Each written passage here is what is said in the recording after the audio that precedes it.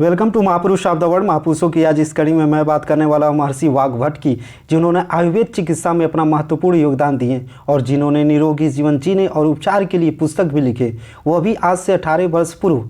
तो आइए इनके जीवन की कहानी और इनके द्वारा रचित पुस्तक के बारे में जानते हैं। महर्षि वाघभट्ट का जन्म सिंधु देश में हुआ था। इनके पिता का नाम सिद्धगुप्ता था और इनके पितामह का नाम वाघभट्ट था। इन्हीं के नाम पर महर्षि वाघभट्ट का नाम वाघभट्ट पड़ा। इनकी जन्म तिथि को लेकर कोई रिकॉर्ड उपलब्ध नहीं है। ये अपने गुरु के पास जाकर वैद्य की शिक्षा ग्रहण किए। इनके गुरु का नाम अवलोकितेश्वर था। यह अपने 18 से 22 वर्ष तक वैद्य उपचार संबंधित पांडुलिपियों के अध्ययन किए और उसके बाद इन्होंने अपना पुस्तक लिखना आरंभ किए। इनके जीवन की एक और कहानी प्रचलित है। कहा जाता है कि महर्षि वाघभट्ट महर्षि चरक के शिष्य थे। महर्षि वाघभट्ट बहुत ही इंटेलिजेंट शिष्य थे।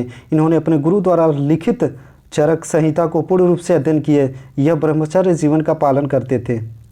यह 135 वर्षों तक जीवित रहे। इनमें से 18 वर्षों तक गाना अध्ययन किए। फिर उसके बाद इन्होंने अपना पुस्तक लिखना आरंभ किए। पुस्तक में एक सूत्र लिखते थे तो उसका 40 से 50 बार ऑब्जर्वेशन या निरीक्षण करते थे। मरीजों के पास जाकर उपचार करते थे। यह अपनी पुस्तक में जितने भी सूत्र लिखे उन सबका भली भांति ऑब्जर्वेशन करने के बाद ही लिखे और इस पुस्तक को पूर्ण रूप से लिखने में 60 से 70 वर्ष लग गए थे। इन्होंने 2 पुस्तक विशेष रूप से लिखे चिकित्सा के क्षेत्र में, जो इस प्रकार है: अष्टांग हृदय, अष्टांग संग्रह। यह दोनों पुस्तक संस्कृत भाषा में लिखे गए हैं। इन पुस्तकों में महर्षि वाघभट्ट ने बताया है कि व्यक्ति अपना जीवन कैसे निरोगमयी बना सके। अष्टांग हृदय, इस पुस्तक में 6 खंड हैं और 122 अध्याय, 7000 से अधिक सूत्र दिए गए हैं उपचार के लिए। इस पुस्तक में हृदय संबंधित रोगों के बारे में और उसका उपचार के बारे में बताया गया है। महर्षि वाघभट्ट हार्ट अटैक के बारे में भी बताएं कैसे आता है और उसका उपचार क्या है। महर्षि वाघभट्ट के अनुसार हृदय की नलिकाओं के अवरुद्ध होने के बाद हार्ट अटैक होता है। ऐसा इसलिए होता है क्योंकि रक्त में अम्लता या एसिडिटी बढ़ जाती है। यहाँ पर एसिडिटी या अम्लता का मतलब पेट की एसिडिटी से नहीं है, बल्कि रक्त में बढ़ रहा अम्लता से है।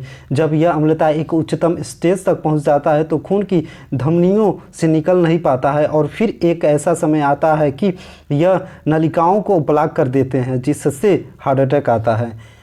ऐसे अवस्था में अगर शरीर में अम्लता बढ़ा तो उसका एक ही उपचार है: क्षारीय चीज़ों का सेवन करना, जिससे अम्लता सामान्य स्थिति पर हो जाएगी और हार्ट अटैक आने की संभावना भी नहीं रहेगी। क्षारीय चीज़ें इस प्रकार है: अंगूर, खजूर, दूध, संतरा, नाशपाती, अंकुरित अनाज, चुकंदर, गोभी, गाजर, प्याज, मूली, खीरा, टमाटर, पालक, कद्दू आदि यह हैं।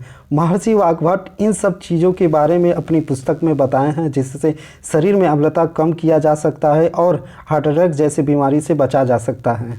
महर्षि वाघभट्ट इतना स्वस्थ व्यक्ति थे कि 135 वर्षों तक जीवित थे। इससे और वर्षों तक जीवित रहते, परंतु इन्होंने इच्छा मृत्यु लेने का निर्णय लिए और फिर समाधि में चले गए। आज भी इनकी पुस्तक आयुर्वेद चिकित्सा में अष्टांग हृदय का महत्वपूर्ण योगदान है। एक चीनी यात्री इत्सिंग ने लिखा है कि उससे 100 वर्ष पूर्व एक व्यक्ति ने ऐसी संहिता बनाई जिसमें आयुर्वेद के 8 अंगों का समावेश हो गया है। अष्टांग हृदय का तिब्बती भाषा में भी अनुवाद हुआ था और अष्टांग हृदय का जर्मनी भाषा में भी अनुवाद किया गया। यह थी महर्षि वाघभट्ट की जीवन की कहानी। वैसे तो प्राचीन काल में बहुत से वाघभट्ट के नाम से कई महापुरुष प्रसिद्ध हुए, किंतु मैं जिस वाघभट्ट के बारे में आपको बताया है वो महर्षि वाघभट्ट हैं, जो चिकित्सा के क्षेत्र से जुड़े थे।